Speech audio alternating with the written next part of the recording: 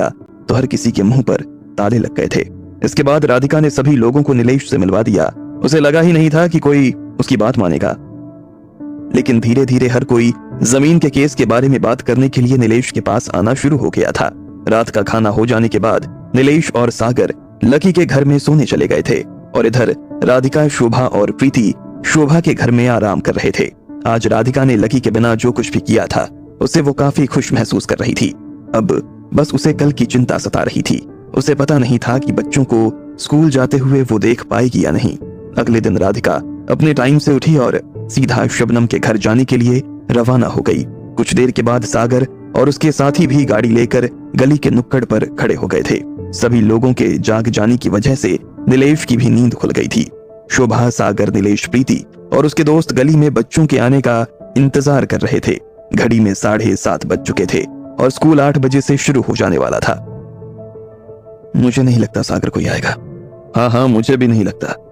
15 minute और देखते हैं, अगर कोई नहीं आया तो हम गाड़ियां वापस भिजवा देंगे, सागर ने कहा और लकी के दूसरे छोर की तरफ देखने लगा। इतने में दामोदर अपने बच्चे के साथ वहां आ गया था। जैसे ही सब लोगों ने दामोदर को आते हुए देखा तो उनकी उम्मीद जाग गई। उन्हें यह अच्छा लगा कि कम से कम एक बच्चा तो वहां पहुंच ही गया था। बताओ सागर भाई, बच्चे को कौन सी गाड़ी में बैठाना है? दामोदर ने सागर से पूछा। अपनी गली से आप अकेले ही आए हो? सागर ने पूछा। मुझे तो देखो अपना ही पता है, बाकियों का मुझे कुछ मालूम नहीं। और वैसे भी किसी और का बच्चा स्कूल जाए या ना जाए, मेरा बच्चा तो स्कूल जरूर जाएगा, दामोदर ने कहा। इतने में पीछे से आवाज आई, ऐसे कैसे सिर्फ आपका ही बच्चा स्कूल जाएगा? इस गटर से बाहर निकलने का अधिकार सिर्फ आपको ही थोड़ी है दामोदर भाई, हमारे बच्चे भी बाहर निकलेंगे। ये आवाज गली के ही एक आदमी की थी जो अपने साथ 2 बच्चों को लेकर आ गया था। सागर ये देखकर काफी खुश हो गया था। उसने अपने दोनों बच्चों को सागर के हवाले किया और बोला, अभी गाड़ी मत रवाना करना, और भी बच्चे आ रहे हैं। कितने? कम से कम 30, उस आदमी ने कहा। यह सुनते ही सागर और उसके साथी झूम उठे। धीरे धीरे सभी लोग अपने बच्चों को लेकर वहां पहुंच गए थे और एक के बाद एक सभी लोगों ने अपने बच्चों को सागर के हवाले करना शुरू कर दिया था।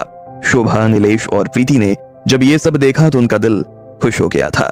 इतने में नीलेश सागर के पास आया और बोला, इन बच्चों की प्रोटेक्शन के लिए प्रिंसिपल से कहना कि वो पुलिस को बुला ले।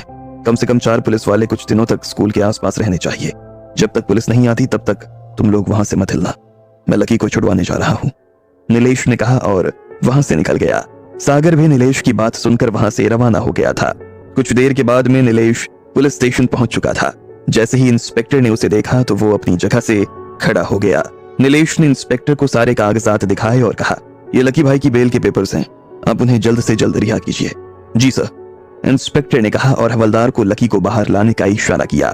कुछ देर के बाद लकी जैसे ही बाहर आया तो नीलेश ने उसे बाहर आते ही गले से लगा लिया। चलें, राधिका इंतजार कर रही होगी, नीलेश ने कहा। 1 मिनट, एक छोटा सा काम करना बाकी है, लकी ने कहा और इंस्पेक्टर की तरफ देखने लगा। जिस तरह से लकी उसे देख रहा था उसे देखकर इंस्पेक्टर घबरा गया। इससे पहले कि लकी अपनी तरफ से कुछ कह पाता उसने कहा, सर मुझे माफ कर दीजिए, मुझसे बहुत बड़ी गलती हो गई। किसने कहा आपसे गलती हो गई? और किसने कहा कि मैं आपको आपकी गलती की सजा दे रहा हूं? मैं तो बस आपको आपकी गलती सुधारने का मौका देना चाहता हूं। मैंने आपसे कहा था ना, आपको मेरा एक छोटा सा काम करना पड़ेगा। जी कहा था। हाँ, तो मेरा वो छोटा सा काम यह है कि कल जिन 3 लोगों ने गली में मेरा नाम लेकर ये कहा था कि मैंने बच्चों को उठवाया है, उन तीनों को आप पकड़ कर ले आइए। ये सुनते ही इंस्पेक्टर असमंजस में आ गया और बोला, सर उन्हें पकड़ कर लाना है? अच्छा ठीक है, लेकिन सर उन्हें लाने के लिए तो हमें ऑर्डर की जरूरत पड़ेगी। हाँ, तो मैं ऑर्डर दे रहा हूं ना, आप जाइए और उन्हें पकड़ कर लेकर आइए। और अगर मेरे ऑर्डर से काम नहीं हो रहा है तो मैं आपको कमिश्नर को फोन करवाऊं? नहीं सर, उनके फोन की कोई जरूरत नहीं है, मैं अभी टीम भेजकर उन लफंगों को उठवाता हूं। गुड, लकी ने मुस्कुराते हुए कहा और अपना हाथ आगे बढ़ा दिया। इंस्पेक्टर फिर से कंफ्यूज हो गया और बोला, अब क्या चाहिए सर? मेरा सामान? ओ हाँ, इंस्पेक्टर ने कहा और अपना दराज खोलकर तुरंत लकी का सामान उसे थमा दिया। जिस हिसाब से इंस्पेक्टर को डर लग रहा था, ये देखकर नीलेश को काफी मजा आ रहा था। वो लोग वहां से निकलने ही वाले थे कि इतने में नीलेश ने कहा, एक काम और कीजिए सर, अभी अपने 2 जवान उस स्कूल में भेज दीजिए जहां से बच्चों को उठवाया गया था। वैसे तो वहां से लिखित में आपको एप्लीकेशन मिल जाएगी, पर जब तक एप्लीकेशन नहीं आती तब तक आप अपने जवानों को वहां तैनात करवा दीजिए। जी सर, हो जाएगा, डोंट वरी, उस इंस्पेक्टर ने कहा। इसके बाद लकी और नीलेश वहां से निकल गए। जैसे ही वो दोनों गाड़ी में बैठे तो लकी ने नीलेश की तरफ देखते हुए कहा, तुम्हें भी लगता होगा कि जिंदगी में ये कैसे आदमी को भेज दिया है, कभी हिमाचल बुलाता है तो कभी यहाँ झुग्गी झोपड़ियों में। अरे नहीं, ऐसा नहीं है, तुम इतना कुछ कर रहे हो, अगर तुम्हारे लिए थोड़ा कुछ करने का हमें मौका मिल रहा है तो उसमें दिक्कत क्या है? नीलेश ने कहा, कल तुम बस्ती में थे ना, क्या हुआ वहां पर? कल तो बस्ती में राधिका ने आग ही लगा दी, नीलेश ने कहा, और राधिका ने कल बस्ती में जो कुछ भी किया उसके बारे में सब कुछ बताने लगा। उसने बताया कि कैसे राधिका ने सब लोगों की बोलती बंद कर दी थी और उसके भाषण के असर की वजह से आज सारे लोग चुपचाप अपने बच्चों को स्कूल ले जाने के लिए तैयार हो गए थे। लकी ने जब ये सुना तो वो काफी खुश हो गया और उसने कहा, जल्दी से गाड़ी बाजार की तरफ ले चलो, मुझे राधिका से मिलना है। इसके बाद लकी ने नीलेश को रास्ता बताया और नीलेश की गाड़ी सीधा उन लोगों की ठेला गाड़ी की तरफ बढ़ने लगी थी। कुछ देर के बाद जैसे ही नीलेश की गाड़ी बाजार में रुकी तो सब लोगों की आंखें घूम गई। नाश्ता बनाने वाले, नाश्ता करने वाले और नाश्ता करने वालों को देखने वाले सभी लोग उस गाड़ी को ही देख रहे थे। फिर जैसे ही उस गाड़ी में से लकी उतरा तो एक आदमी के मुंह से निकला, अभी 2 दिन पहले तो इसने ठेला गाड़ी लगानी शुरू की थी, आज इतनी बड़ी गाड़ी भी खरीद ली, और वो भी ड्राइवर समेत। दूसरे आदमी ने कहा। लकी ने दोनों की बातों पर ध्यान नहीं दिया और भागते हुए राधिका के पास चला गया। राधिका के हाथ में मैदा लगा हुआ था, फिर भी लकी ने किसी चीज की परवाह नहीं की और सीधा उससे लिपट गया। राधिका ने भी लकी को कसकर गले से लगा लिया था। शबनम, नीलेश उन दोनों को ऐसे देखकर मुस्कुरा रहे थे। वहीं बाकी लोग जो आसपास खड़े थे उनकी आंखें खुली की खुली रह गई थी। उन्होंने अपनी जिंदगी में कभी एक लड़का और एक लड़की को इस तरह से खुले में गले मिलते नहीं देखा था। फिर जब लकी ने राधिका का माथा चूमा तब तो लोगों ने अपनी आंखें ही बंद कर ली और कुछ लोग नाश्ता बीच में ही छोड़कर वहां से भाग निकले। मैंने सुना कल तुमने बस्ती में आग लगा दी। राधिका अग्रवाल नाम है मेरा, आग लगाना काम है मेरा, राधिका ने कहा। लकी उसकी ये अदा देखकर खुश हो गया और उसने उसे फिर से गले से लगा लिया। काम के टाइम पर ज्यादा खुश होने की जरूरत नहीं है, उधर बर्तन पड़े हैं, फटाफट हाथ चलाओ, राधिका ने लकी को लाइन पर लाते हुए कहा। लकी को समझ नहीं आ रहा था कि वो इस बात पर खुश होए या इसका दुख मनाए। लकी ने फिर से राधिका के गाल को चूमा और तुरंत बर्तन धोने के लिए बैठ गया। नीलेश ने जब लकी को नीचे बैठकर बर्तन धोते हुए देखा तो उसका दिमाग खराब हो गया। आसपास के लोगों की लकी की दूसरी हरकत अजीब लग रही थी, लेकिन यहाँ तो नीलेश को लकी का ये रूप देखकर बड़ा अजीब सा महसूस हो रहा था। उसे समझ ही नहीं आ रहा था कि वो इसे कैसे देखे। उसके चेहरे पर आश्चर्य भी था, दुख भी था और खुशी भी। ये रोज का है नीलेश भाई, बैठो आपको बढ़िया समोसे खिलाती हूँ, साथ में चाय लोगे या कॉफी? राधिका ने पूछा। चाय, नीलेश ने कहा और एक स्टूल पर बैठ गया। उसकी नजर अभी भी लकी पर से नहीं हट रही थी। जिस शिद्दत के साथ लकी बर्तन धो रहा था उसे देखकर कोई नहीं कह सकता था कि ये इस देश के सबसे अमीर परिवार का लड़का है। लीजिए। राधिका ने नीलेश के आगे प्लेट लगाई तो उसका ध्यान टूट गया। उसने राधिका के हाथ से प्लेट ली और नाश्ता करने लगा। इतने में लकी भी आया और उसने कहा, मुझे भी एक समोसा और एक कड़क चाय दे दो, बहुत भूख लगी है।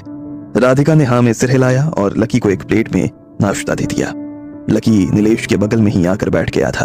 उन दोनों की बात जो गाड़ी में अधूरी रह गई थी, नीलेश ने उसे आगे बढ़ाते हुए कहा, लकी, कल बस्ती में वो जमीन के केस को लेकर भी बात हो रही थी। उन लोगों ने मुझे बताया कि वो लोग कितने सालों से उस जमीन पर रह रहे हैं और कैसे सरकार ने उस जमीन को उनसे जबरदस्ती खाली करवाया है। सुनकर तो यही लगा कि इन लोगों के साथ न्याय होना चाहिए, पर अगर कानूनी भाषा में तुमसे कहूं तो ऐसा होना जरा मुश्किल है। क्यों? लकी ने हैरान होते हुए पूछा। देखो, भले ही हमारी सिंपैथी इन लोगों के साथ में है, लेकिन कोर्ट एविडेंसेस पर चलता है।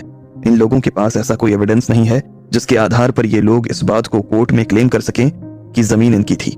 ऐसे में सरकार को तो सीधा सीधा बहाना मिल गया है कि इन लोगों ने जमीन पर कब्जा किया था और ऐसे में उनसे खाली करवाना सरकार का अधिकार है।